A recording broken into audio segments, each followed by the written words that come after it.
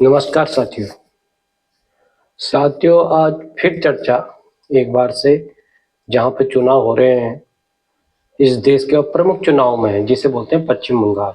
इससे पहले मैंने दो एक वीडियो दी हैं उसके परिप्रेक्ष्य में, लेकिन नई कड़ी में कुछ नई बातें आपके साथ शेयर करना चाहता हूं।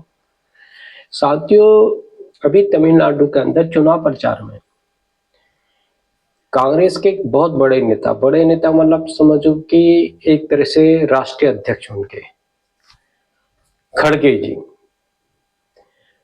उन्होंने अपने नंबर बनाने के चक्कर में, क्योंकि वो हाईकमान नहीं है एक तरह से, वो भी मानते हैं इस बात को कि, और इसी के परिप्रेक्ष्य में नंबर बढ़ाने के चक्कर में उन्होंने कुछ ऐसी बातें बोल दी जो उनको शायद नहीं बोलनी चाहिए थी। जबकि मेरे ख्याल से 80 और 90 के बीच के उनकी उम्र हो गई है, जिसे हमारे यहाँ बोला जाता है कि आदमी की चौथी अवस्था। इस अवस्था में ये होता है कि आप ईश्वर के नाम का जप करें, भगवान के भजन का जप करें, सामूहिक अच्छे काम करें, परोपकार करें, दान पुण्य करें। ये हिंदू धर्म के अंदर शास्त्रों के मान्यता के आधार पर होता है। लेकिन उन्होंने एक ऐसी टिप्पणी कर दी जिस आप याद कीजिए फ्लैशबैक में जाके, इस प्रकार की टिप्पणियां करने वाले एक अय्यर साहब हुआ करते थे, आपको याद आ गया होगा। वो भी इसी प्रकार की टिप्पणियां करते थे और चुनाव के ठीक टाइम पे वो ऐसी बातें बोल के चुनाव का पूरा पासा ही पलट देते थे, जैसे कि उसी के पद चिन्ह में चलते हुए ये खड़गे साहब जी जो है राष्ट्रीय अध्यक्ष, इन्होंने भी कुछ ऐसी बातें वहां पर बोल दी हैं। वो भी श्री प्रधानमंत्री नरेंद्र मोदी, जिनको देश अपना मतलब एक तरह से सब कुछ समझता है, संरक्षक समझ कह लीजिए, गार्जियन कह लीजिए, क्योंकि उनकी भूमिका एक नेता के तौर पर नहीं गार्जियन के तौर पर होने लगे इस देश के अंदर। और उन्होंने बीजेपी का पूरा भूगोल जिसे कहना चाहिए ना, देश के अंदर बदल के रख दिया है। जहां कभी कांग्रेस थी, जिस जमाने में जो सत्ता का जो एक तरह से वो जो एक धाक हुआ करती थी, दबदबा, वो आज बीजेपी का है। तो सिर्फ मोदी जी की बदौलत है, ये आपको मानना ही पड़ेगा साथियों। तो उन्होंने ऐसी बातें बोल दी और डायरेक्ट इल्जाम लगा दिया कि आतंकवादी शब्द का इस्तेमाल करते हुए उन्होंने टेररिस्ट घोषित कर दिया मोदी जी को। अब भाई, अब सोचने वाली बात यह है, इससे कांग्रेस की को फायदा होगा या नुकसान होगा, ये तो जनता तय करेगी। क्योंकि अब तक का जो इतिहास रहा है कांग्रेस का, उसमें इस प्रकार की टिप्पणी जब जब की हैं चुनाव में, तो बीजेपी को बहुत फायदा हुआ है, क्योंकि उनके फॉलोअर बहुत है मोदी जी के।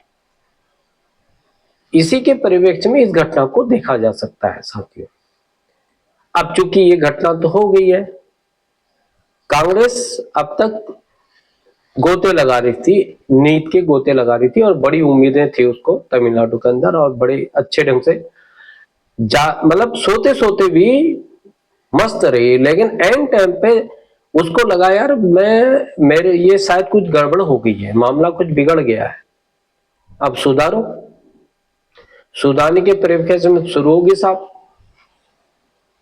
टिप्पणों के दौर शुरू हो गए, ट्वीट के दौर शुरू हो गए, नहीं साहब इधर नहीं था, उधर नहीं था, ऐसा नहीं था, वैसा नहीं था, सोच नहीं थी ऐसी, फलाना ढिमकाना, दुनिया भर की बातें।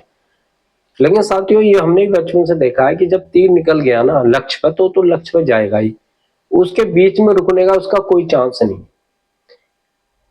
कि तो तीर को बीच में ही रोक दिया जाए। वो तो अब निकल गया तीर, अब निकल गया तो लक्ष्य तक पहुंचेगा, तो लक्ष्य तक जाने जाने में उसको अब क्या कारनामे करके देगा, वो उसको भेद देगा, उस लक्ष्य को क्या करेगा, ये भविष्य के गर्त में है। लेकिन अब तक इतिहास ये है कि बीजेपी को इससे बहुत फायदा हो रहा है, हुआ है। तो सबक लेने की बारी तो कांग्रेस की थी, और बार बार, और कई चुनाव में हमने देखा है, आपने भी देखा होगा, कई चुनाव में इसका जो है इस प्रकार की घटना होती है, इसकी पुनरावृत्ति पे पुनरावृत्ति होती है। कोई ना कोई नेता कांग्रेस का इस प्रकार की घटिया हरकतें कर देता है। अब चूंकि पहले तो चलो एक अय्यर थे, छोटे मोटे नेता माने जा सकते थे, लेकिन इस समय तो बीजेपी के कांग्रेस के राष्ट्रीय अध्यक्ष है ना खड़गे साहब। हाई कमान की बात उन्हीं की गिनती होती है, मैं समझता हूँ, और बुजुर्ग है।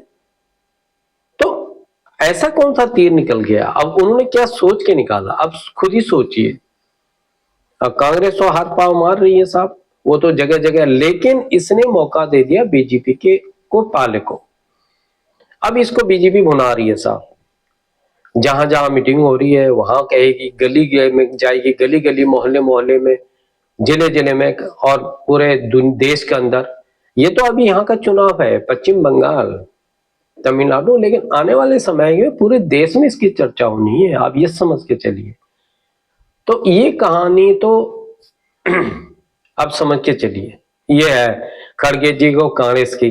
तो अब इनके रणनीतिकार कौन है, कौन इनको रणनीति बना कर देता है, कौन इनको इस भाषा का प्रयोग करना सिखाता है, ये तो अभी कांग्रेस के लीडर ही बता सकते हैं। लेकिन मैं समझता हूं कि इन्होंने एक मौका तो दे ही दिया है फिर भाजपा को। अग्रेसिव मूड पर भाजपा अब इस पर काम पर लग जाएगी, इस अभियान पर लग जाएगी, क्योंकि जो मौका दिया है सुनहरा मौका है। और मैं समझता हूं कि समय समय पे आदमी, मतलब ये जो ढांचा है कांग्रेस का, इसका जो सिस्टम है, मैं आज तक नहीं समझ पाया कि इसको सुधार होने के बदले ये क्या कारण है कि इसकी पुनरावृत्ति इस प्रकार के नेता लोग करते रहते हैं और लुटिया डुबोते रहते हैं। जो थोड़ी बहुत भी एक कहना चाहिए वो सामंजस्य और माहौल तैयार करने में लगी थी कांग्रेस के लोग लगे होंगे, वो फिर गए भैंस पानी में।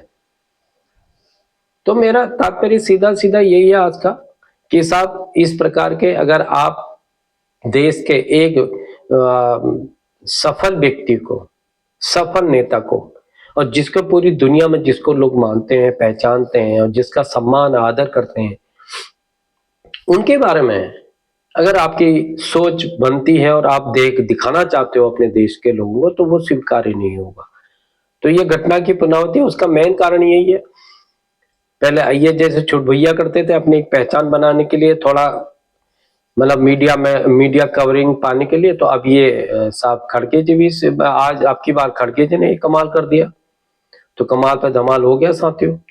अब देखना है कि 4 तारीख की जो है 4 तारीख को जो रिजल्ट आता है वो किस परिप्रेक्ष्य में आता है, ये एक देखने वाली बात होगी हमारे और आपके लिए, और कांग्रेस के लिए एक सबक होगा कि फिर इस पे विचार करे, अपने नेताओं को डायरेक्शन दे, गाइडलाइन दे कि भैया इस प्रकार के वक्तव्य जो है आप एंड टाइम पे मत दिया करो।